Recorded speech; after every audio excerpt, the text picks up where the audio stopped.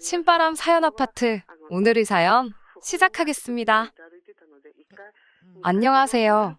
저는 동갑내기 남편과 결혼 생활을 하던 30대 초반 여자입니다. 남편이랑은 결혼한 지 1년 만에 그렇게 되었습니다. 결혼한 지 1년밖에 안 돼서 이혼을 할 줄은 정말 꿈에도 상상하지 못했는데 일이 이렇게까지 되어버렸네요. 제가 남편과 이혼을 하게 된 이유는 남편의 지나친 경제관념이에요. 수지타산을 따지는 것도 아니고 심지어 어떨 땐 누가 봐도 비효율적이고 비상식적인데도 그냥 돈을 아껴요. 한마디로 자기 지갑에서 돈 나가는 꼴을 못 보더라고요. 지금 생각해보면 연애 때도 그랬어요. 당연히 다른 사람한테 돈 쓰는 걸 싫어하고 웬만한 건 다 더치페이를 해요. 그리고 취향과 상관없이 그냥 모든 걸 싸게 싸게 하는 걸 좋아해요. 갖고 싶은 게 있어도 다른 비슷한 제품이 더 싸면 두 번 생각도 하지 않고 무조건 더 싼 걸로 고르는 식입니다. 그런데 그때는 저나 남편이나 중소기업에서 적은 임금을 받으며 다녔기 때문에 남편의 그런 태도에 크게 불편을 느끼지는 못했어요. 어차피 쓸래야 쓸 돈이 없었고 그렇다 보니 저 역시 싼 걸 찾아다니는 경우가 있었으니까요. 게다가 남편은 입버릇처럼 사치 부리지 말고 차곡차곡 모아서 저랑 행복하게 살고 싶다고 늘 말해왔어요. 그러니까 조금 짠돌이처럼 보일지라도 저와 다 결혼하기 전에 살림을 차리기 위해 이렇게 아끼고 있는 거라고 말을 했지요. 저한테 엄청 잘 하기도 했고 우리 둘 다 회사에서 벌이가 그닥이기 때문에 지금 아끼고 있는 것에 대해서 저도 큰 불만은 없었어요. 거기에 남편은 항상 우리 젊을 때 조금이라도 더 모아서 노년에 재밌게 놀러 다니면서 살자고도 했거든요. 오히려 저는 남편을 계획적이고 알뜰한 남자라고만 생각했지 이 정도로 지지리궁상인지는 생각도 못했습니다. 그렇게 2년 정도 연애를 하고 결혼 이야기가 나왔어요. 사실 저는 다른 건 몰라도 결혼에 관한 건 어느 정도 아끼지 않고 하고 싶었어요. 모든 여자들이 그렇듯 저도 제 결혼식에 대한 나름의 환상과 기대가 있었고 또 여자 일생의 처음이자 한 번뿐인 이벤트잖아요. 하지만 남편은 그거 다 허례허식이라며 어떻게 그날 하루에 돈을 그렇게 털어먹을 수 있겠냐고 그냥 제가 좀 포기해서 쓸데없이 돈 낭비하지 말고 아꼈다가 나중에 편하게 살자며 저를 설득할 들더라고요. 보다 못한 친정어머니가 보태주신다고 해도 남편은 그마저 극구사양하며 아끼자고 고집을 부렸고요. 결국 친정어머니가 남편 몰래 보태주신 돈으로 그나마 드레스하고 메이크업은 제 취향대로 할 수 있었어요. 거기에 코로나 시국 덕분에 결혼을 하고도 신혼여행도 해외로 갈 수가 없었어요. 그래서 아쉬운 대로 제주도라도 가보자 해서 제주도에 가게 됐고요. 저는 남편에게 한 번뿐인 허니문 숙소인 만큼 좋은 곳에 머물고 싶다고 했어요. 그런데 남편은 수학여행이나 갈 법한 펜션을 예약해뒀더라고요. 펜션이라고 세련되고 분위기 낼 만한 곳이 많았는데도 정말 어디 단체에서 단체 여행을 올 만한 곳으로 골라놨더라고요. 저는 펜션을 보고 이게 뭐냐는 듯하는 표정을 짓고 있는데 남편은 저보고 표정이 왜 그러냐고 내부도 다 리모델링된 곳인데 가격도 너무 좋지 않냐면서 저한테 자랑하듯 이야기를 하더라고요. 제가 분명히 좋은 곳에서 머물고 싶다고 하지 않았냐 하자 어차피 잠만 자는 곳인데 그런데다가 뭐하러 돈 낭비를 하냐고 하더라고요. 분노한 제가 위약금을 내가며 취소하고 호텔을 예약했습니다. 하지만 남편은 제가 자기가 고른 곳을 취소했다는 사실보다 그 위약금 몇 푼에 화가 나 있더라고요. 여행지 내내 돈 아껴야 된다면서 밥도 제 거만 시키게 하고 한 사람 앞에 하나 시켜야 하는 곳에서는 자기는 안 먹을 테니 밖에서 기다리겠다고 저 혼자서만 먹으라고까지 했어요. 애도 아니고 여행지에서 내내 그런 식으로 땡깡을 부리고 있으니 아무리 어쩔 수 없이 온 제주도라지만 신혼여행이나 다름없는 여행이었는데 그렇게 신혼여행을 망치고 말았습니다. 그리고 얼마 지나지 않아 저는 회사를 관두고 작은 사업을 시작했어요. 당연히 남편은 당장 제가 수입이 줄어들 수도 있다는 생각에 반대를 했고요.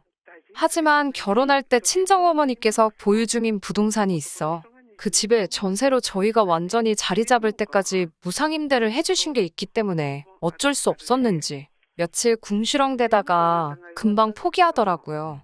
새로 사업을 시작하다 보니 이래저래 어쩔 수 없이 발생하는 비용들이 있었습니다.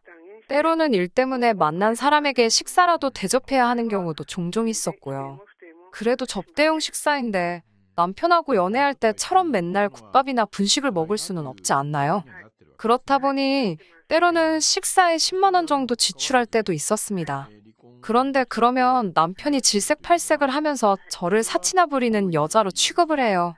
제가 남편이 벌어온 돈으로 그러는 것도 아니고 제가 직장 생활하면서 꼬박 모아온 돈을 사업자금으로 쓰고 있는 거고 사업을 운영하면서 비용 처리가 가능한 부분인데도 그 돈이 결국 벌돈에서 나가는 거 아니냐는 식으로 사업으로 쓰는 돈도 자기가 원하는 대로 다루려고 했어요.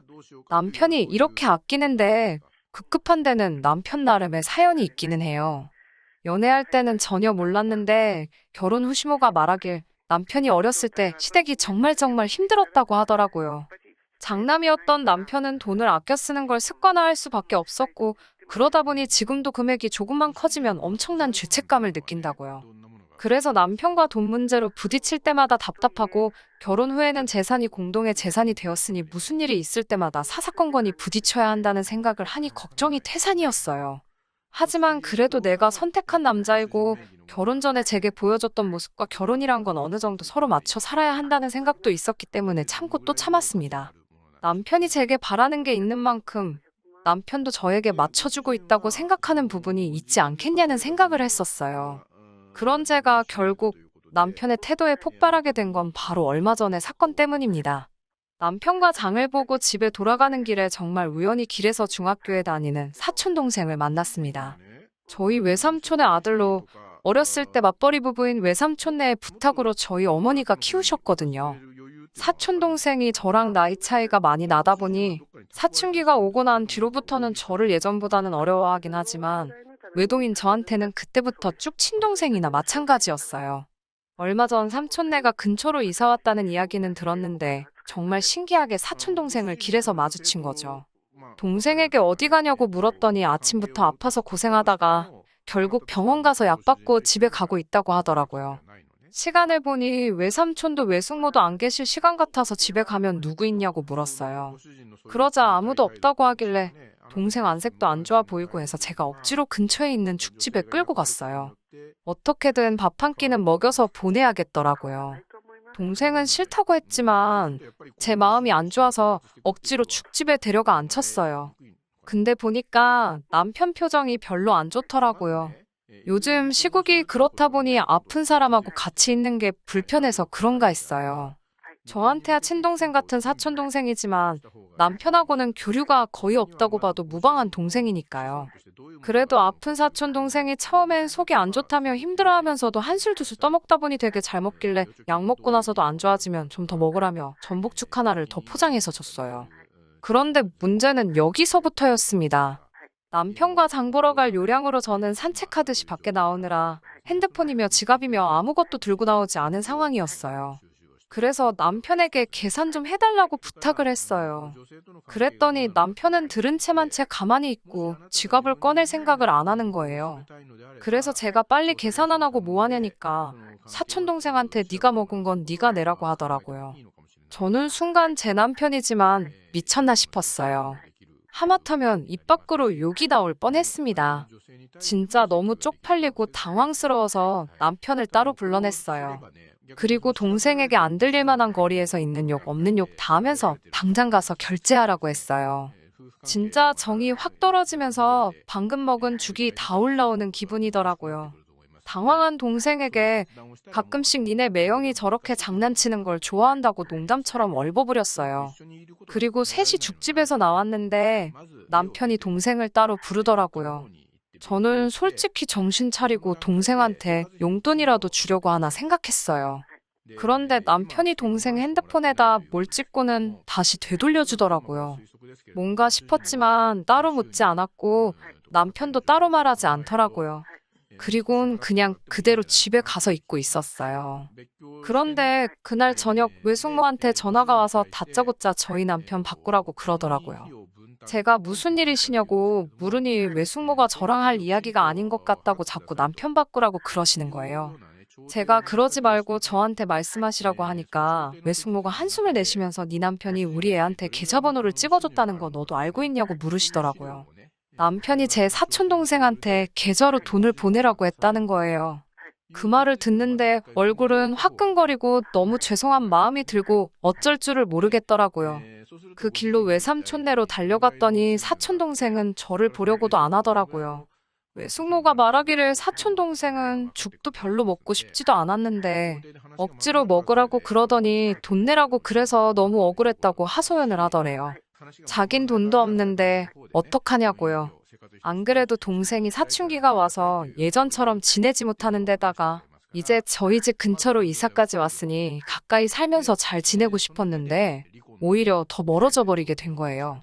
동생한테 정말 미안하다고 빌듯이 사과하고 용돈 10만 원 쥐어주고 다시 한번 제대로 사과했어요. 아직도 화가 나 있는 외삼촌과 외숙모에게도 몇 번이고 죄송하다고 남편한테도 단돌이 똑바로 시키겠다고 했고요. 그 길로 집으로 달려와 남편하고 한바탕 했어요. 이제 중학생이 내한테 2만 원을 내놓으라고 한 정신상태가 궁금하다고 한마디 했지요. 그랬더니 되려 저한테 큰 소리를 치더라고요. 마치 저를 당장이라도 한 대 치려고 하는 기세로 말이죠. 요는 자기가 그 2만 원을 벌기 위해 얼마나 노력하는지 알고 있느냐. 네 사촌동생이 아무리 어려도 땅을 파면 2만 원이 나오는 게 아니란 걸 알려줘야 한다. 돈 알기를 벌써부터 우습게 알게 하면 안 된다는 듯이 오히려 저한테 화를 내기 시작했습니다. 그래도 제 눈에서 전에 없던 분노를 읽은 건지 제가 아무 말도 안 하고 노려보고만 있으니 자기는 더 할 이야기가 없으니 이제 그만하라고 말하고는 혼자 방으로 들어가더라고요. 밤새 정말 혼자서 엄청 오랜 시간 고민을 했습니다. 이렇게 저렇게 생각을 해봐도 이 남자가 좋은 연애 상대여서 결혼을 결심하긴 했지만 이 사람하고는 더 이상은 못 살겠다는 생각을 했습니다. 친척들이 저를 어떻게 생각할지 사실 상상도 하기 싫었어요. 너무 수치스럽고 쪽팔려서요. 자라오면서도 늘 친척들에게 똑 부러진다. 다른 사람은 몰라도 저만큼은 앞날이 걱정이 되지 않는다. 이런 이야기를 듣고 자라왔는데 말이에요. 솔직히 그때 기분에는 이혼까지 생각했습니다. 하지만 그렇게 쉽게 결정하지 못하겠는 상황에 남편이 제발 서로 새 삶을 찾자는 것 마냥 알아서 쐐기를 박아주더라고요. 얼마 전이 신우의 생일이었습니다. 결혼 첫 해라 신우 생일인지도 몰랐어요. 남편이 전화로 여동생 생일이니까 괜찮은 밥집 좀 찾아 예약을 해달라고 하더군요. 제 사촌동생과의 일만 없었다면 저도 크게 의미를 두지 않았을 거예요. 하지만 그런 일이 있던 이후인지라 좋은 생각은 들지 않고 또 자기 동생 생일이라고 괜찮은 밥집을 예약하라는 말이 곱게 들리지만은 않더라고요. 아마 이때 마음을 굳혔던 것 같아요. 남편의 반응을 보기 위해 제가 예약할 수 있는 선에서 가장 비싼 일식집을 찾아 예약을 했습니다. 인당 20만 원이 넘었고 앉은 자리에서 한 잔에 10,000원은 우스운 주류까지 같이 주문해야 하는 곳이었어요. 남편은 계산할 때까지 가격을 몰랐으니 그냥 초밥집에 온 줄 알고 있었고요. 신우와 시어머니가 예약한 일식집에 도착을 했어요. 이미 인터넷으로도 유명한 곳이었기 때문에 신우는 벌써부터 눈이 휘둥그레져서는 엄청 기대한 듯이 보이더라고요. 이런 데를 다 데려왔냐고 하면서 그때서야 가격이 얼마인지 들었어요. 남편은 가격에 놀라 적잖이 당황한 듯 보였지만 어차피 예약 취소도 불가능하고 그냥 갔다가 한 예약 취소금만 음식값만큼 지불을 해야 한다는 설명을 듣고 자리에 앉더군요. 한 사람 앞에 하나씩 맛깔난 음식들이 나오니까 저도 계획이 있어 간 곳이지만 기분은 나더라고요. 신우도 신이 나서 음식 하나 나올 때마다 먹을 생각은 안 하고 사진 찍는 데에만 여념이 없었어요. 시어머니도 좋아하시고 하니 남편은 꽤나 으쓱해 하더라고요. 그리고 계산할 때가 되었습니다. 잘 먹었다고 말하고 나가려던 신우와 시어머니에게 어딜 나가냐고 각자 대신 건 계산해야지 않겠냐고 두 사람을 불러세웠어요. 두 사람은 적잖이 당황했지만 그 두 사람보다 더 당황한 건 남편이었습니다. 저는 제 카드로 제 몫을 따로 계산했습니다. 남편은 기분 낸다고 술을 몇 잔이나 마셔서 30만 원이 넘게 나왔고 시어머니와 신우도 스스로 계산하기는 부담스러울 정도로 적당히 많은 금액이 나왔어요. 게다가 남편은 평소에 아낀다고 현금도 하나도 들고 다니지 않고 카드마저도 한도를 50만 원으로 설정을 해뒀기 때문에 두 사람 걸 계산해줄 여력이 안 되는 걸 저는 이미 알고 있었어요.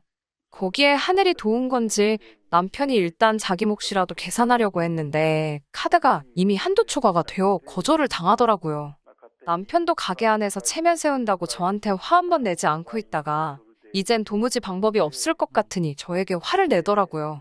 보다 못한 시어머니가 본인이 자기들 건 전부 낸다고 하시기에 남편이 저에게 말해준 것 그대로 말해줬습니다. 2만 원도 땅을 파서 나오는 게 아닌데 그 10배가 넘는 돈을 왜 내주시냐고요. 신우도 이제 대학교 졸업할 때가 다 되어가니 돈 귀한 줄 알아야 하고 남의 돈 쓰는 게 쉬운 게 아니란 걸 알려줘야 한다고 말씀드렸죠. 절대로 계산해 주시면 안 된다고 제가 완강하게 버티니 결국 시어머니는 본인 것만 계산하고 신우도 울상이 되어서는 자기 카드로 계산을 했어요. 대학생이니 돈이 아예 없는 건 아니었지만 식사 한 끼에 그 정도 돈을 썼다면 신우한테는 엄청난 타격이었을 거예요. 두 사람은 기분이 나빴던 건지 자기들 계산이 끝나고 가게 밖으로 나가버렸습니다. 남편만 계산을 못하고 있는 상황이었어요. 이러지도 저러지도 못하니 기세 좋게 화를 내던 남편도 나중에는 저한테 돈 좀 내달라고 빌더라고요. 저는 제 거 냈으니까 너 거는 너가 알아서 하라고 하고 집으로 돌아왔어요. 결국 남편은 근처에 있는 은행 ATM기까지 뛰어가서 자기 돈을 찾아와 계산을 했는가 봐요. 제가 집에 돌아오고 얼마 지나지 않아서 따라 들어오더라고요. 얼굴은 시뻘게 져서 씩씩대고 있는 꼴을 보니 속이 참 후련했어요. 남편은 대번에 저한테 그게 뭐 하는 짓이냐며 화를 내기 시작했습니다. 저는 그게 뭐가 어떠냐면서 아무렇지도 않게 받아쳤지요.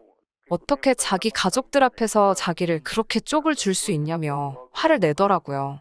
지난번 제 사촌 동생 일과 다른 게 뭐냐 따졌더니 사촌하고 가족하고 같을 수가 있냐며 자기가 뭘 잘못했는지는 끝까지 생각하지 않고 저에게 소리만 지르고 있었어요. 검소한 것도 잔돌이인 것도 최대한 이해하려고 해봤지만 또 자기 가족 얽힌 일에선 이렇게 내로남불까지 하는 사람이라고는 생각도 못했습니다. 일관적이게 짠돌이 짓을 할 거면 자기 체면이 어떻든 간에 제가 그 자리에서 시어머니와 신우에게 본인 몫을 각자 지불하라고 했을 때 그렇게 하라고 거들었을 테죠. 그런데 자기 가족이 먹는 밥은 얼마가 되었든 자기가 지불할 용의가 있다고 우기는 거 아닌가요? 물론 그 금액이 비싼 건 여전히 아까워하겠지만요. 여기서 더 남편과 실갱이하면서 서로 소리쳐 싸워봤자 감정만 상할 뿐이란 걸 알고 있었어요. 애초에 원초적인 해결이 필요했던 거죠. 그렇게 좋아하는 돈 이제 혼자서 벌고 쓰고 알아서 맘대로 하라고 했지요. 그랬더니 말귀는 또 못 알아듣고 하는 말이 갑자기 왜 그러냐고, 혹시 제가 하는 사업이 잘 안 돼서 그러는 거냐고 하더라고요. 그저 돈 이야기 앞에는 저렇게 민감해져서 앞으로 이 남자와는 어떻게 행복할 틈이 없을 것 같다는 확신이 들었습니다. 이혼하자고 단도직입적으로 말을 해주니 그제서야 그러지 말라고 빌더라고요. 아까 혼내던 모습은 온데간데 없고 울먹이기까지 했습니다. 남편에게 나랑 결혼은 왜 했냐고 했더니 신혼부부로 살면 대출도 싸게 나오고 여러 가지 혜택이 좋지 않냐고 하더라고요. 그 와중에도 저를 사랑해서 결혼한 거라는 대답을 듣고 앞으로 잘해보자고 하려던 제가 다 한심해지더라고요. 그래서 결국 남편과는 이혼하게 되었습니다. 집이야 친정어머니 집에 무상으로 살고 있었으니 아무 문제가 없었고 혼인기간이 짧다 보니 분할할 재산도 없었습니다. 처음에는 그나마도 잘못했다고 사과를 하기는 했지만 나중에도 제가 마음을 굽히질 않으니 이혼 비용에 돈을 아끼고 싶었는지 순순히 합의를 해주더군요. 그나마 둘 사이에 아이가 없던 게 다행인 것 같네요. 회사는 그만뒀지만 사업이 어느 정도 자리를 잡고 있어서 이혼을 한다고 하더라도 당장 제 자신 하나는 건사할 수 있겠다 싶습니다. 검소한 것과 짠돌이는 종이 한 장 차이입니다. 사람을 자세히 파악하지 못한 제 자신도 있지만 정말 저 같은 사건을 겪기 전까지는 알 수 없기도 하겠지요.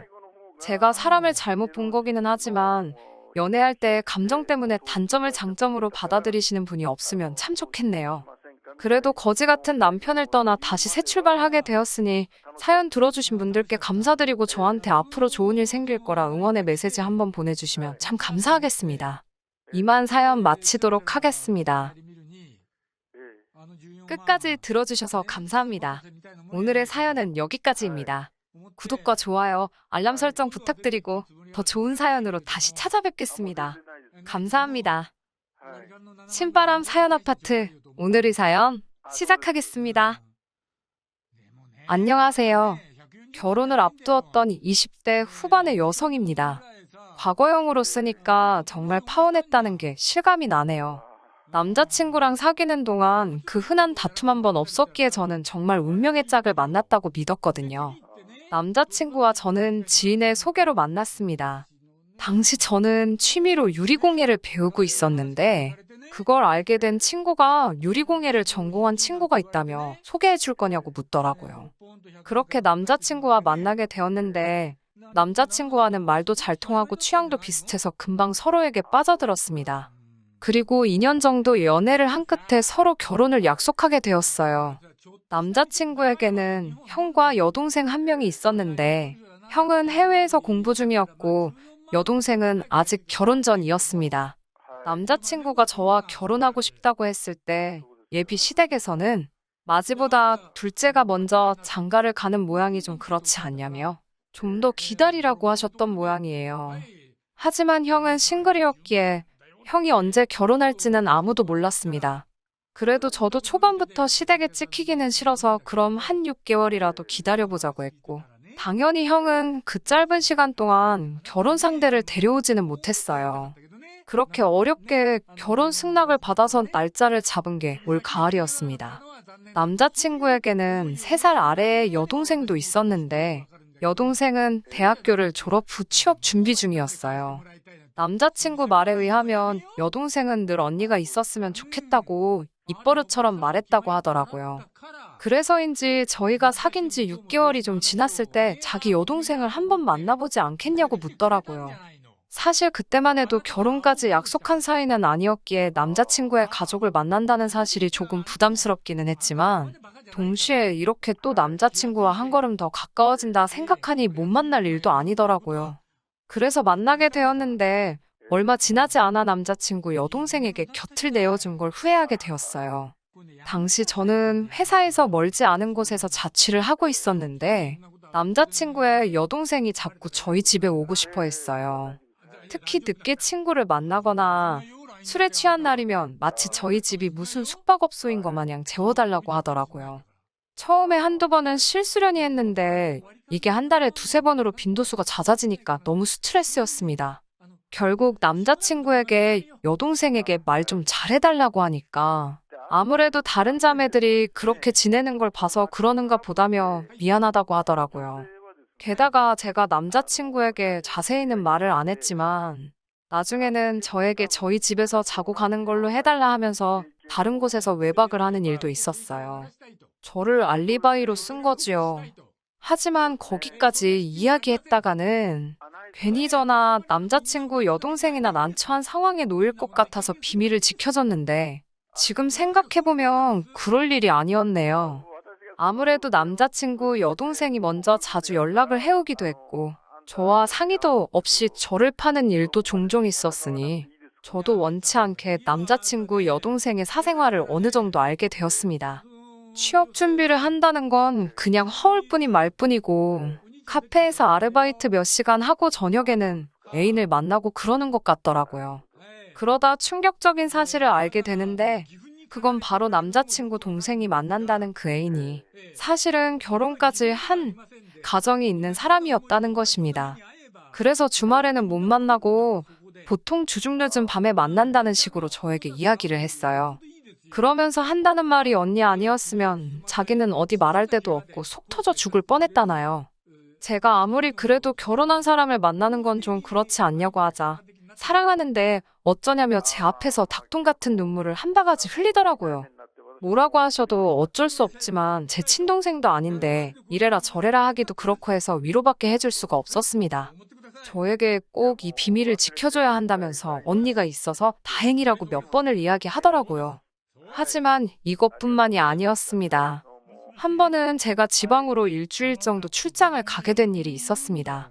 제가 출장 간 줄도 모르고 저를 팔아먹기라도 하면 곤란하니까 남자친구와 남자친구 여동생 모두에게 미리 출장 간다고 알려줬어요. 그랬더니 여동생이 저에게 그럼 그 기간 동안 자기가 제 집에서 지내면 안 되겠냐 물어보더라고요. 자기는 독립해보는 게 꿈이었는데 한 번도 기회가 없어서 못 해봤다면서요. 어찌나 밤낮 없이 사람을 졸라대는지 죽을 맛이더라고요. 그동안 남자친구 얼굴 봐서 몇 번은 재워졌지만 아무리 그래도 죄가 없는 빈집에 남이 들어와 지낸다는 게 내키지 않았어요. 그러면 차라리 어디 여행이라도 가는 게 어떻냐 했더니 여행지 숙소랑 가정집이랑 같냐고 그러더라고요. 결국 당해낼 재간이 없어 남자친구에게 지금 오빠 여동생이 이렇게 고집을 부린다고? 힘들어 죽겠다고 하소연을 했는데 남자친구의 반응은 제 예상과는 많이 달랐습니다. 저만 괜찮으면 한 번 일주일이라도 혼자 살아보게 해주면 안 되겠냐고 하더라고요. 제가 아무리 그래도 주인 없는 집에 어떻게 혼자 두냐고 그러자 자기 동생을 못 믿냐고 그러더군요. 믿고 못 믿고의 문제가 아니지 않냐고 하자 남자친구가 그럼 이번 한 번만 딱 허락해주라고 하더군요. 그러면 자기가 여동생한테 말해서 다시는 이런 말도 안 되는 부탁은 못하게 하겠다면서요. 바보같이 저는 싫다 소리도 못하고 대신 깨끗이 쓰라는 조건부로 현관 비밀번호를 알려줬습니다.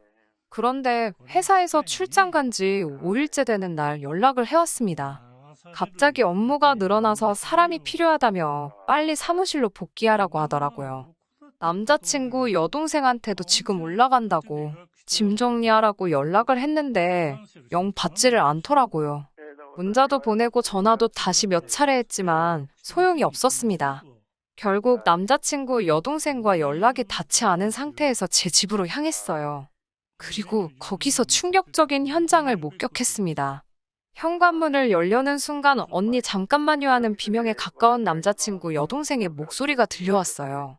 저는 정말 무슨 일이라도 생긴 줄 알고 걱정이 되어 문을 활짝 열었습니다. 그곳에는 남자친구 여동생만 있었던 게 아니고 여동생 애인도 있었습니다. 얼마나 어이가 없던지 아무 말도 안 나오더라고요. 어쩔 줄 몰라 하는 그 둘을 세워둔 채로 방안을 둘러보는데 어질러진 침대가 눈에 들어왔습니다. 제가 남자친구 여동생에게 아무리 그래도 이건 아니지 않냐고 하자 그 애인이란 사람이 그럼 두 사람이 알아서 이야기하라며 자기 옷가지와 짐을 챙겨 도망치듯 나가더라고요. 그런 남자의 뒷모습을 보며 신우는 발을 동동 굴렀고 저는 정말 욕이라도 퍼붓고 싶은 걸 간신히 눌러 참았습니다. 미안하다고 싹싹 비는 남자친구의 여동생을 집으로 돌려보내고 바로 남자친구한테 전화를 걸었어요. 웬만하면 비밀을 지켜주려고 했지만 이건 도를 지나쳐도 한참 지나쳤기 때문에 말을 해야겠더라고요. 남자친구는 제 이야기를 듣더니 막내딸이라고 부모님도 그리고 형이랑 자기도 오냐오냐 해서 애가 똥인지 된장인지도 분간을 못한 것 같다며 미안하다고 지금이라도 말해줘서 고맙다고 하더라고요. 저도 오히려 미리 말해주지 못해서 미안하다고 사과했습니다. 남자친구가 침대는 새로 사줄 테니까 가져다 버리고 그 외에도 필요한 게 있으면 개의치 말고 전부 다 이야기하라고 하더라고요. 그래도 남자친구가 여동생을 변호하려 들려고도 하지 않고 책임을 져주겠다 하니 저도 화가 좀 풀렸습니다. 그리고 이 사건이 있은 뒤 얼마 지나지 않아 저와 남자친구는 본격적으로 결혼 이야기를 나누게 되었고 공식적으로 양가 부모님을 만나게 되었습니다. 남자친구의 아버님은 과묵하셨지만 말투가 젠틀하셨고 인상도 좋으신 분이셨습니다. 남자친구의 어머님은 반면에 말수가 좀 많으시고 활발하신 분이셨고요. 두 분 다 저에게 상냥하게 대해주셨고 어려운 말씀은 없으셔서 남자친구가 좋은 부모님 밑에서 자랐구나 싶더라고요. 그렇게 이런저런 이야기를 하다가 남자친구 부모님이 먼저 막내딸인 남자친구 여동생 이야기를 꺼내셨습니다. 당신들 생각에 취직을 하기는 좀 힘들 것 같다고 좋은 남자 만나서 시집이나 갔으면 좋겠다고요. 그래서 제가 떠보듯이 남자친구가 있지 않냐고 물었더니 얼마 전에 헤어졌다고 하더군요. 그날의 사건 이후로 저에게 거의 연락을 해오지 않았기에 헤어진 줄은 몰랐고 솔직히 속으로 지금이라도 정신 차려서 다행이네 싶더라고요. 남자친구 어머님께서는 저에게 회사에 괜찮은 남자 없냐며 있으면 소개 좀 시켜달라고 부탁해왔어요. 저는 진지하게 생각하진 않고 그냥 있으면 해드리겠다고 적당히 장단을 맞췄습니다. 근데 이게 화근이었어요. 상견례 자리에 원래는 양가 부모님만 모실까 했는데 마침 남자친구의 형이 방학을 맞아 한국에 들어온다고 하더라고요. 그럼 이참에 온 가족이 서로 얼굴 보면 좋지 않겠냐고 해서 다 같이 모이게 되었습니다. 양가 어른들도 서로 훈훈한 덕담만 나누시고 혼수나 예단 문제에 있어서도 적당히 할 건 하고 뺄 건 빼자는 이야기가 오고 가고 있었고 분위기 또한 어디 하나 불편한 게 없는 그런 자리였습니다. 그런데 문제는 그 이후부터였습니다. 상견례를 마치고 며칠 지나지 않았을 무렵, 제가 이제 결혼식이 목전이니 살을 빼야겠다고, 그래서 운동 좀 해야겠다 하니까 제 사촌동생이 그럼 결혼 축하 선물 겸사겸사 해서 자기가 운동화 한 켤레라도 사주겠다며 백화점에 가자고 하더라고요. 사촌동생이 그런 쪽에 안목이 좋은 편이거든요. 그래서 둘이 백화점 구경을 하고 있는데 저쪽에 남자친구 여동생하고 어머님이 계신 거예요. 반가운 마음에 쫓아가 인사를 드렸더니 우연도 이런 우연이 다 있냐며 무지 반가워하셨어요. 그러다가 제 옆에 있는 사촌동생을 보고 이 남자는 누구냐는 식으로 물어보셨어요. 처음엔 제가 혹시 남자친구 두고 딴 주머니 찬 거라고 생각하셨는지 엄청 경계하시다가 제가 사촌동생이라고 설명하니 그때부터는 태도가 바뀌어서는 이렇게 잘생긴 동생이 다 있었냐며 인물이 좋다고 몇 번을 말씀하시더라고요. 제가 자랑스러워할 것까진 아니지만 제 사촌동생이 연예인 제의를 받기도 할 만큼 키도 크고 인물이 좋은 편이에요. 어머님께서 점심 안 먹었으면 점심이라도 같이 먹자고 하시길래 거절하기도 애매해서 넷이서 식사를 하게 되었습니다. 식사를 마치고 나서 사촌동생이 먼저 계산을 하더라고요.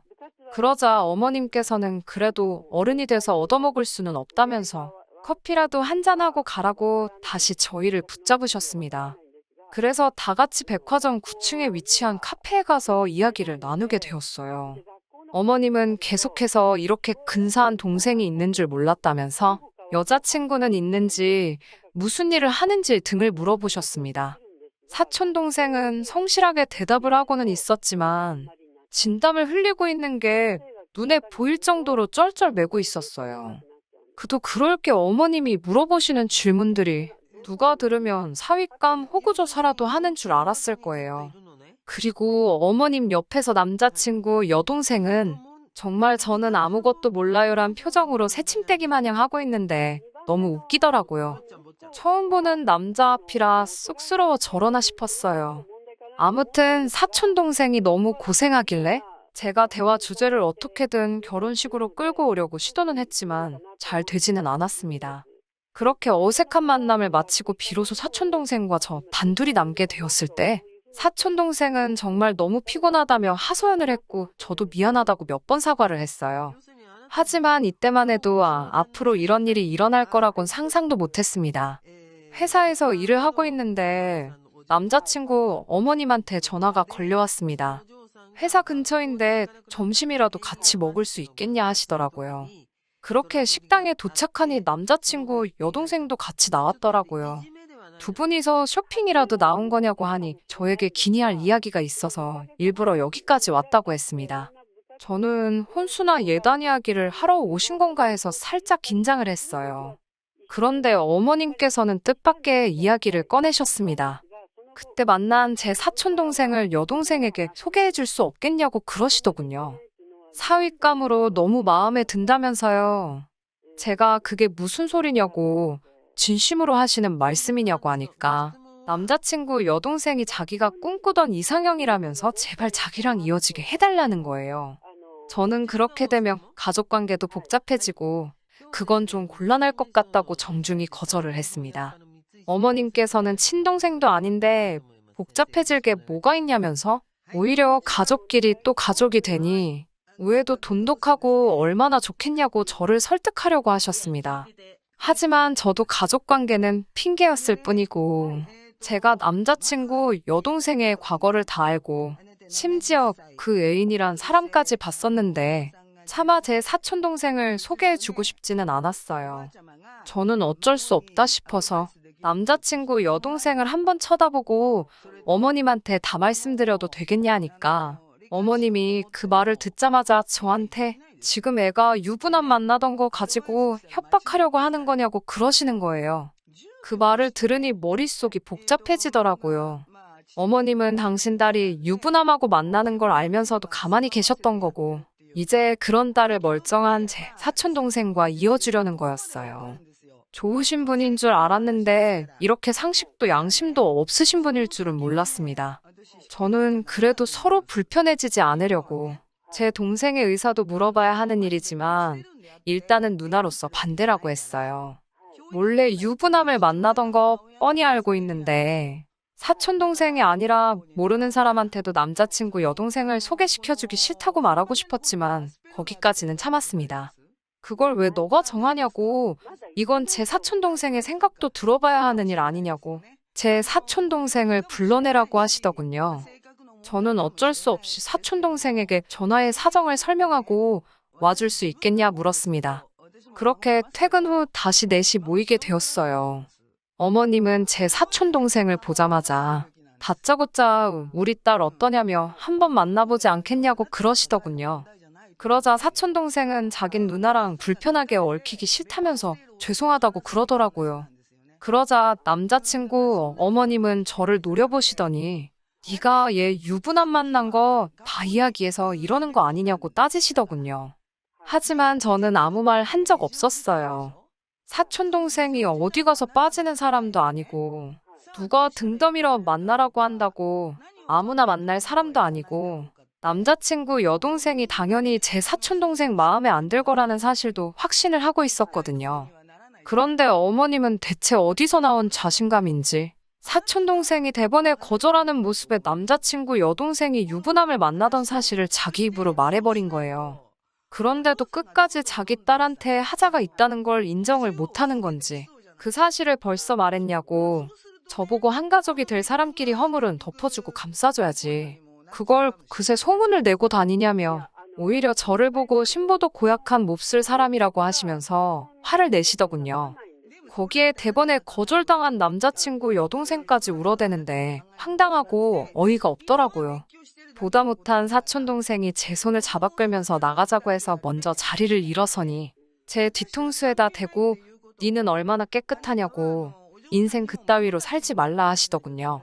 더는 참을 수가 없어서 저도 어머님과 남자친구 여동생에게 남의 가정 파탄 내려는 따님 간수나 똑바로 하시라고 쏘아붙였습니다. 그랬더니 어머님은 저한테 말 다 했냐며 우리 아들하고 결혼할 생각 꿈도 꾸지 말라고 하시더라고요. 저도 지지 않고 이런 시어머니 모시고 저런 개념 없는 신우와 한 식구라고 살아갈 바에야 나도 이 결혼 안 하고 만다고 소리빽 지르고 자리를 빠져나왔어요. 집에 도착하니 남자친구한테 연락이 오더라고요. 대체 무슨 일이냐고요. 너네 엄마가 왜 그러는지 이야기 안 해줬냐고. 정 궁금하면 너네 엄마한테 한번 물어보라고 말하고 무슨 사과를 받아도 마음 바꾸지 않을 거라 전하고 그냥 파혼하자고 했습니다. 남자친구는 영문을 모르겠다는 듯 왜 파혼을 하냐며 그래도 한번 만나서 이야기하자고 하더라고요. 그날 밤 남자친구가 저희 집 앞으로 찾아왔습니다. 자기가 다 들었다면서 자기가 이렇게 사과할 테니 한 번만 받아달라고 용서해달라고 하더군요. 어찌나 싹싹 빌어대는지 제 마음이 시려질 지경이었습니다. 하지만 그럴수록 남자친구 어머님과 여동생이 떠오르면서 머릿속과 마음이 차갑게 식어가더라고요. 도저히 그런 비정상적인 집하고는 결혼할 수 없다고 미안하다고 그렇게 결국 남자친구를 밀어냈습니다. 그리고 벌써 2달이라는 시간이 흘렀네요. 원하든 원하지 않든 같이 한 시간이 있다 보니 남자친구에 대한 소식이 들려오더라고요. 남자친구의 여동생은 그렇게 제 사촌동생 한번 만나보고 싶다고 저한테 꼭 좀 다리 좀 놔달라고 하면서도 뒤로는 그때 만나던 유부남을 계속 만나고 있었나 봐요. 그렇게 미래를 즐기다가 그 집사람한테 걸려서 한바탕 난리가 났었다네요. 그 집사람도 아주 작정을 했는지 공개망신을 주기 위해 남자친구 여동생의 신상까지 털어서 주변에다가 싹 다 공개시키며 인생은 실전이라는 참교육을 해줬다고 합니다. 그 일로 인해서 집안 분위기가 말이 아니라는데 그 와중에 남자친구 아버님께서 어머님이 이 사실을 전부 다 알고 있음에도 불구하고 그걸 그대로 방치해둘 수가 있냐며 두 분까지 지금 이혼을 한 해 만에 소리가 나오고 있다고 해요. 최근 소식이라고 들으니 그런 진흙탕에 스스로 제 발을 담글 뻔했다가 빠져나온 사실이 참 다행이다 싶어요. 사실 이 파혼의 남자친구가 잘못한 건 아무것도 없으니 집안 분위기가 저런데 얼마나 마음고생할까 신경이 쓰여 안쓰럽기도 합니다. 하지만 그런 어설픈 동정해주지 않으려고 해요. 아무쪼록 이번 일로 남자친구 여동생은 정신을 좀 차리면 좋겠고 저도 그 사람도 각자 앞으로 잘 살기를 바랄 뿐입니다. 끝까지 들어주셔서 감사합니다. 오늘의 사연은 여기까지입니다. 구독과 좋아요, 알람 설정 부탁드리고 더 좋은 사연으로 다시 찾아뵙겠습니다. 감사합니다. 신바람 사연 아파트, 오늘의 사연 시작하겠습니다. 안녕하세요. 동갑내기 남자친구와 결혼을 앞두고 있던 20대 여성입니다. 세상에 돈 싫어하는 사람이 어디 있겠어요. 저도 돈 좋아합니다. 그렇지만 남의 돈을 막무가내로 탐내는 것은 안 된다고 생각합니다. 그런데 제가 사랑하는 사람의 가족들이 딱 그런 사람들이더라고요. 그래서 헤어졌어요. 저와 남자친구는 같은 대학교 출신입니다. 같은 해에 같은 전공으로 입학한 동기이긴 한데 처음부터 친해지지는 못했습니다. 저는 조건부 장학생이라고 해서 일정 성적을 유지해야만 해당 학기에 장학금을 받을 수 있었기 때문에 첫 학기부터 좋은 성적을 받아야 한다는 일종의 강박관념에 시달리고 있었어요. 그렇다 보니 돌이켜보면 대부분의 시간을 도서관에서 보내는 재미없는 학생들 중 한 명이었네요. 반면에 남자친구의 경우 옷도 잘 입고 외제차를 끌고 학교에 오는 눈에 띄는 신입생이었습니다. 소문에 의하면 아버지가 무슨 회사 대표라더군요. 저는 원래부터 그런 쪽에는 별로 관심이 없기도 했고 아무튼 서로 친해질 계기 자체가 없었다고 표현하는 게 가장 적절할 것 같습니다. 그러다 2학년 1학기가 끝날 때쯤 저에게 좋은 기회가 생겨서 미국으로 1년간 어학연수를 가게 되었습니다. 미국에서의 생활은 외롭긴 했지만 여러모로 저에게 유익한 시간이었어요. 현지에서 영어를 배우니 하루가 다르게 실력이 느는 게 느껴지더라고요. 귀국하기로 한 날짜가 2주 정도 남았던 무렵 결국 저는 부모님께 1년만 더 있게 해달라고 부탁을 드렸습니다. 나중에 부모님께서 말씀해 주시기를 당시 외동딸인 제가 해외에서 1년 더 공부하고 싶다 하니 기특하기도 하고 걱정스럽기도 하고 몇 날 며칠 밤잠을 설치셨다고 하셨어요. 아무튼 결국 부모님은 제 뜻을 존중해 주셨습니다. 부모님의 응원과 도움으로 저는 미국에서 2년 동안 어학연수를 한 뒤 한국으로 돌아왔습니다. 복학을 하고 나서야 친하게 지냈던 친구들 중 몇몇은 휴학을 했고 또 몇몇은 나름의 계획들이 있어 당장은 학교가 아닌 다른 곳에 가 있다는 사실을 알게 되었습니다. 강의실에 들어가면 대부분 낯선 얼굴들 뿐이니 서운해할 일이 아닌 걸 알면서도 괜히 서운하더라고요. 그렇게 혼자 다니는 일이 잦아지던 무렵 우연한 기회로 남자친구를 마주치게 되었습니다. 남자친구가 먼저 제 이름을 부르며 잘 지냈냐고 묻더라고요. 남자친구가 제 이름을 기억하고 있다는 사실에 살짝 놀랐습니다. 마침 수업이 없었기에 학교 앞 카페에서 잠깐 이야기를 나누게 되었습니다. 알고 보니 제가 휴학을 했던 기간 동안 남자친구 역시 군복무를 하느라 휴학 중이었대요. 그래서인지 남자친구 또한 복학 이후로 저만큼이나 심심한 학교 생활을 하고 있답니다. 이후로도 저희는 예전과는 달리 자주 만나고 붙어 다니기 시작했습니다. 저희 둘 모두를 아는 친구들은 의외라고 했지만 저희는 왜 진작에 친해지지 못했는지 서로가 신기해할 만큼 급속도로 가까워졌습니다. 그리고 얼마 지나지 않아 사귀는 사이로 발전했어요. 남자친구의 1, 2학년 때 성적은 처참한 수준이었습니다. 그나마 3, 4학년은 본인도 인정했을 만큼 제 덕을 많이 봤어요. 저는 정말 남자친구랑 나란히 안정적인 직장을 갖고 그 후에 둘만의 가정도 꾸리고 싶었습니다. 다행히 저희 둘의 노력과 진심이 통했는지 졸업 후 얼마 지나지 않아 저희 둘 다 비슷한 수준의 중견기업에 나란히 취직을 할 수 있었습니다. 비슷한 수준의 중견기업이라고 표현을 한 이유는 사회적 인식을 기준으로 말씀드린 거예요. 복지나 연봉 부분에 있어서는 조금 차이가 있긴 있습니다. 제가 연 5천 후반, 남자친구가 연 3천 후반으로 둘이 합쳐 1억이 좀 안 되네요. 비록 파혼하게 되었다고 처음부터 말씀드렸지만 왜 파혼에 이르게 되었는지 말씀드리려면 최대한 객관적으로 저희 조건과 상황을 말씀드려야 할 것 같아서요. 저희 부모님은 두 분 다 공무원이세요.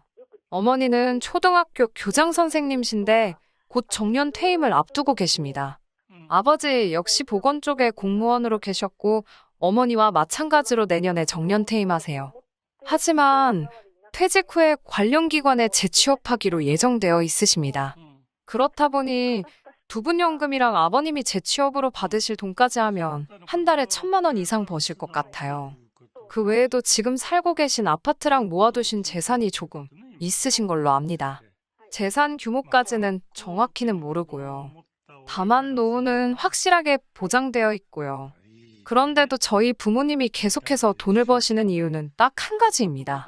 부모님 힘 닿는 데까지 조금이라도 더 벌어서 저 결혼할 때, 그리고 저 살면서 혹시나 힘들 때 조금이라도 보태주고 싶으시다 하셨습니다.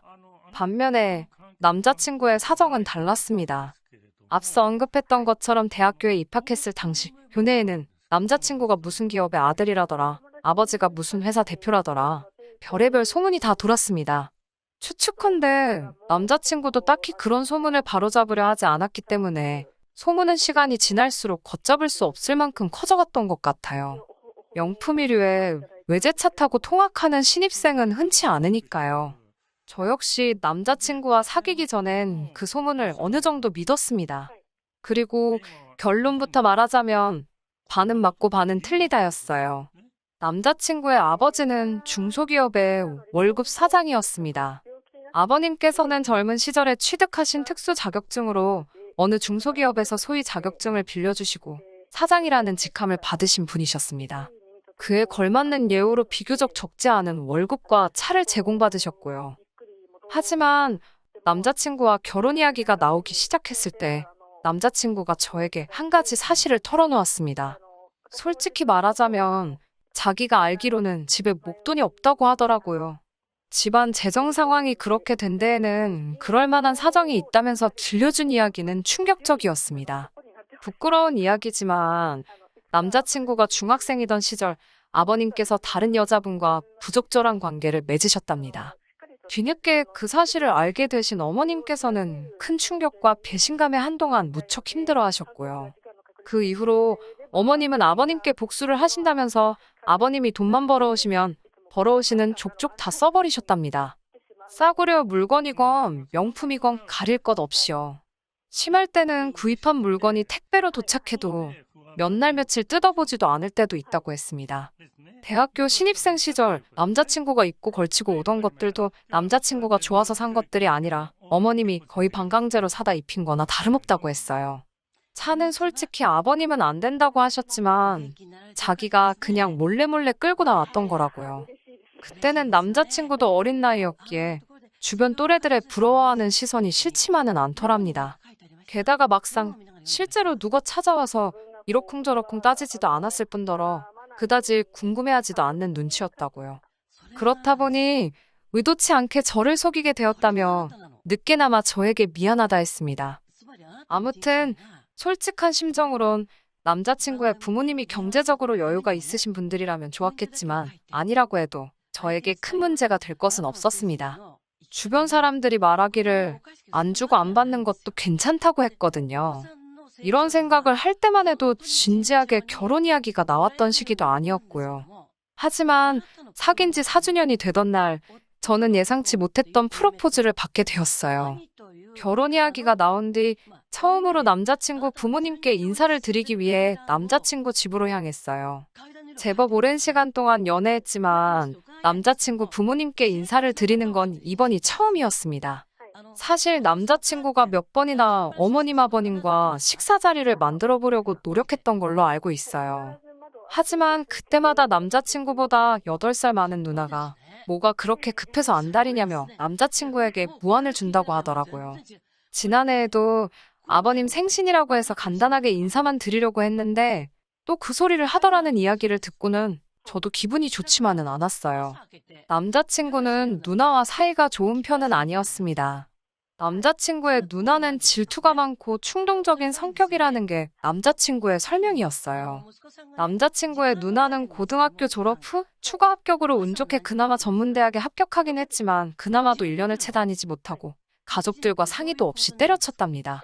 그 이후로 아르바이트를 전전하다 언젠가부터 네일아트를 하겠다며 가게를 차려달라고 그렇게 아버님을 들들 볶았나 봐요. 견디다 못한 아버님이 대출을 받아 가게를 차려주셨는데 가게에서 손님들과 싸울 줄 누가 상상이나 했겠어요? 거기다가 음주운전으로 사고까지 내면서 이런저런 합의금으로 그나마 아버님이 얼마 쥐고 계시던 돈도 다 써버리고 퇴직금까지 미리 갑을 받으셨다는 걸 알았을 때는 남자친구도 정말 화가 나서 돌아버리는 줄 알았대요. 그러니 남자친구의 입장에서도 아무리 피를 나눈 형제일지라도 누나가 곱게 보일 리는 없었겠지요. 아무튼 이런 대략적인 상황을 아는 상태에서 남자친구의 식구들을 만나러 가게 되었습니다. 저나 남자친구나 반대 방향이긴 해도 서울에 살고 있었기 때문에 찾아가는 길이 어렵지는 않았어요. 저도 다른 사람들처럼 화과자에 꽃바구니를 준비했습니다. 남자친구의 집은 평범한 30평대 아파트였어요. 도착하니 어머님 아버님께서 반갑게 맞아주셨습니다. 어머님은 당신이 어제 시간이 없어 제대로 준비를 못하셨다며 그냥 있는 반찬이랑 대충 한 끼 먹자고 하셨습니다. 대신 다음에는 더 맛있는 거 먹으러 가자고 하셨어요. 제가 원래 반찬 투정을 하거나 입이 까다로운 사람은 아니에요. 하지만 식탁을 쓱 보니까 국이나 찌개는 고사하고 마른 밑반찬 몇 가지에 계란 후라이가 전부더라고요. 저도 사람인데 당연히 실망했어요. 하지만 밥을 먹으러 온 것도 아니고 가뜩이나 긴장한 상태라서 어차피 무엇을 먹는들 제대로 소화시킬 자신도 없었기에 애써 그러려니 생각하려고 했습니다. 밥 한 숟갈 뜨려는데 어머님하고 아버님 두 분이서 이야기를 시작하시더라고요. 듣자 하니 아버님은 반년 안에 회사를 나오신답니다. 그리고는 반년에서 1년 정도는 쉬시다가 경비일 알아봐야지 그러시는 거예요. 그 이야기를 듣는데 제가 다 걱정이 되었습니다. 짧은 순간이었지만 별의 별 생각이 다 들었거든요. 현역으로 계실 때 결혼식을 올려야 하는데 라는 생각부터 시작해서 요새는 경비일도 구하기 어렵다던데 그리고 남자친구 말로는 집에 목돈이 하나도 없댔는데 무슨 돈으로 반년이건 1년이건 버티시려고 그러지. 별의별 생각들이 머릿속을 스쳤어요. 하지만 정작 어머님은 아무런 걱정이 없어 보이셨습니다. 저희를 보시더니 애들이 도와주겠지 그러시는데 정말 깜짝 놀랐습니다. 제가 어떻게 도와드리냐고 물었습니다.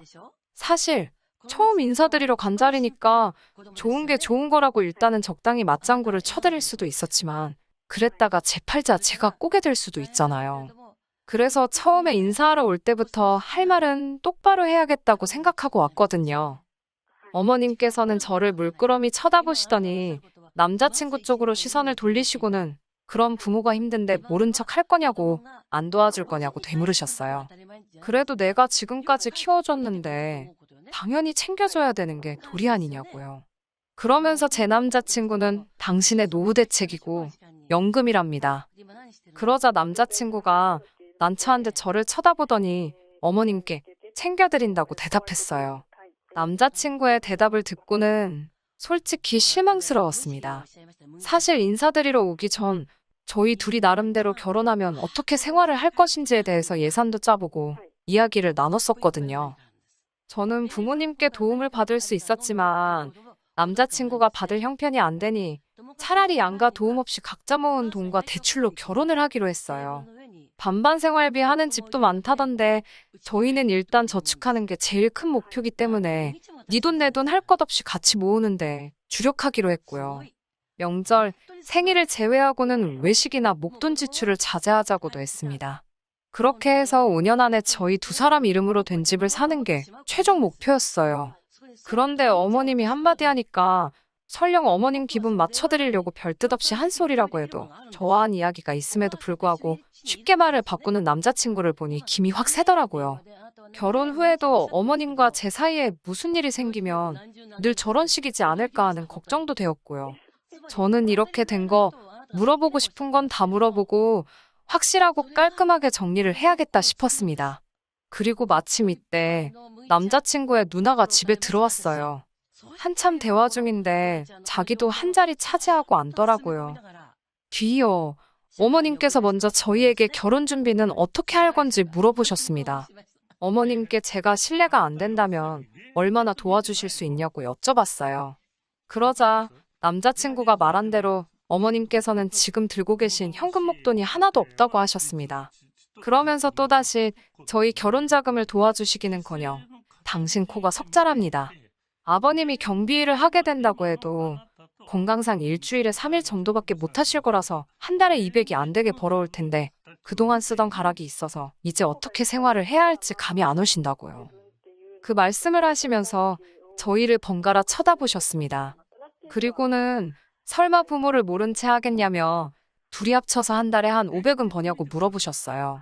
그러더니 100만 원만 주면 된답니다. 순간 제 귀를 의심했어요. 어머님께서 저희더러 한 달에 100만 원씩 달라시더군요. 제가 어머님께 어머님도 이참에 나가서 소일거리라도 해보시는 건 어떠냐고 물었습니다. 당시 남자친구 어머님은 저희 부모님보다 한참 어리셔서 60도 안 되셨거든요. 밖에 나가보시면 60 넘어서 현역으로 일하시는 분들 많으시다고 하니까 저더러 심보가 고약하답니다. 돈 얘기 좀 했다고 바로 시어머니 될 사람한테 나가서 돈 벌라는 애가 어딨냐고요. 내가 네 돈 달래든 내 아들한테 받으면 된다며 버럭하시는 어머님을 보는데 한숨이 절로 나왔습니다. 제 돈이건 어머님 아들 돈이건 저희 둘이 결혼하면 부부의 공동자금이라고 설명을 드려도 그건 당신 알 바가 아니랍니다. 더 화가 났던 건 옆에서 남자친구 누나까지 끼어들어서 어머님이 당신 아들한테 용돈 좀 달라는데 제3자가 왜 끼어들어서 감나라 배나라 하냐고 저한테 뭐라고 하더라고요. 누가 제3자라는 건지 결국 제가 언니야말로 제3자니까 빠지라고 했습니다. 그러자 남자친구 누나는 저더러 말하는 사가지 좀 보라며 네가 뭐가 그렇게 잘났는데 아까부터 따박따박 말대꾸냐입니다. 시댁에 그렇게 하라고 배웠냐고요. 짜증이 난 제가 나한테 그러지 말고 어머님이 지금 아버님 은퇴하시면 먹고 사실 돈이 없다는데 해결책 좀 내놔보라고 했습니다. 왜 그 이야기할 땐 입 다물고 아무 소리도 안 하고 있다가 제가 무슨 말만 하면 저한테 난리냐고요. 맏딸이신데 앞으로 부모님께 용돈 좀 드릴 거냐고 물었습니다. 언니도 100만 원씩 드릴 거냐고 하니까 남자친구 누나가 저를 죽일 듯이 노려보더라고요. 남자친구는 지 누나가 저한테 뭐라고 할 때는 입 딱 다물고 한마디도 안 하더니 이제서야 저한테 왜 그러냐며 그만하라고 하더라고요. 남자친구 누나는 자기가 자기 엄마한테 얼마를 주든 그게 저랑 무슨 상관이냐면서 저더러 네가 뭔데 이래라 저래라 난리냐고 고래고래 소리를 질렀습니다. 저도 언니한테 그러니까요. 그게 제가 하고 싶은 말이에요. 저희가 결혼을 하게 되면 어머님한테 용돈을 얼마 드릴지 이야기하고 있는 건데 왜 언니가 끼어드냐고요. 벌써부터 시누이 노릇이라도 하고 싶어서 그러냐고 물었네요. 그러자 남자친구 누나가 약간 얼빠진 표정으로 저를 쳐다보더니 너 미국물 먹었다더니 성격 뭐 같다고 그러는 거예요. 뜬금없이 미국 이야기가 왜 나오나 싶어서 순간 저도 벙쪘습니다. 남자친구도 왜인지 놀래서는 자기 누나한테 그 소리를 지금 왜 하냐고 말리더라고요. 그러니까 그 누나가 제 남자친구를 보면서 너 찝찝해 했잖아. 네 여자친구가 너 만나기 전에 미국에서 혼자 살았다고 집에 남자 몇이나 들였을지 모르겠다면서 걱정했잖냐고 소리를 빽빽 지르더라고요. 그 이야기를 듣는데 너무 충격적이었습니다. 연애 초반에 남자친구가 미국 생활은 어땠냐고 몇 번 묻기는 했는데 그냥 괜찮았다고 가볍게 이야기하고 넘겼거든요. 속으로 그런 생각을 하는 줄도 모르고요. 오늘 하루 종일 들었던 그 어떤 말들보다 남자친구의 속내를 알게 된 게 가장 슬프고 속상하고 이 결혼은 못하겠다 싶었습니다. 주섬주섬 제가 사갔던 화과자를 챙기고 자리에서 일어나는데 남자친구가 저를 잡더라고요. 그런 게 아니라면서 한다는 말이 아주 가관이었어요. 요새 여자들이 문제랍니다. 다들 해외만 나가면 외국 남자들하고 어쩌고 저쩌고 내가 사랑했던 남자가 그런 사고방식을 가지고 있었다니 온몸에 소름이 다 끼치는 기분이었어요. 버는 상대도 해주기 싫어서 남자친구한테 돈 많이 벌어서 네 부모나 챙기고 살라고 했어요. 지 방문 밖으로 한 발자국도 나가본 적 없는 여자 만나라고요. 그 와중에 어머님이 제 손에 들린 화과자를 뺏으려 들길래 환불할 거라고 했습니다. 이런 집에 단돈 몇만 원도 쓰기 싫다고요. 어머님은 윗사람들이 몇 마디 듣기 싫은 소리 좀 했다고 이렇게 큰 소리를 내고 예의가 없냐며 결혼 허락 받으러 온 사람 태도가 이게 뭐냐고 저에게 끝까지 뭐라고 하시더라고요. 그런 어머님께 저는 더 드릴 말씀도 없고 오늘 제가 한 행동에 대해서 일말의 후회도 없다고 했습니다. 절대로 댁의 아드님보다 제가 뭐 하나 부족한 것도 없고 저희 부모님마저 어머님 아버님보다 여러모로 나으신 분들이라고요. 아드님 앞길 망쳐놓으신 거 두고두고 아드님께 미안해하시면서 사시라고 했습니다. 뒤따라 나온 남자친구는 저에게 정말 미안하다면서 이렇게 가면 어떡하냐고 저를 붙잡았어요. 하지만 남자친구가 그럴수록 이상하리만치 제 마음은 차게 식었습니다. 그리고 이대로 가면 제 속이 화병으로 문드러질 것 같아서 남자친구 가족들에게 덕담 한마디씩 해줬습니다. 남자친구에겐 앞으로 돈 없는 네 부모 연금 노릇하면서 못 빠지게 열심히 살고, 남자친구 누나에겐 나이에 맞게 밥값 좀 하고, 어머님은 남 등골 빼먹을 생각 좀 하지 마시라고요. 아버님은 내내 그냥 먼 산만 보고 계셨고, 제가 보기에도 좀 안쓰러워서 아무 말도 안 했어요. 그 이후로 남자친구는 몇 번이고 저를 찾아왔지만 이미 전후 사정을 다 아셨던 친정부모님께서 이런 식으로 자꾸 오면 곤란하다고 돌려보내셨습니다. 경찰까지 부르는 일은 없게 하자고요. 남자친구는 자기 인생의 진정한 사랑은 저뿐이라면서 언제든 마음이 풀리면 돌아와 달라지만 그럴 일은 없을 거예요. 사람 보는 눈이 없었던 제가 멍청했지만 이제라도 알게 돼서 다행이라고 생각합니다. 지금도 그 말도 했어야 하는데 하고 한마디씩 생각나긴 하는데 그래도 하고 싶은 말 대부분 다 해서 속은 시원하네요. 많이 좋아했고 몇 년을 만났으니 당분간 허전하겠지만 잘 지내보겠습니다. 끝까지 들어주셔서 감사합니다. 오늘의 사연은 여기까지입니다. 구독과 좋아요, 알람 설정 부탁드리고 더 좋은 사연으로 다시 찾아뵙겠습니다. 감사합니다.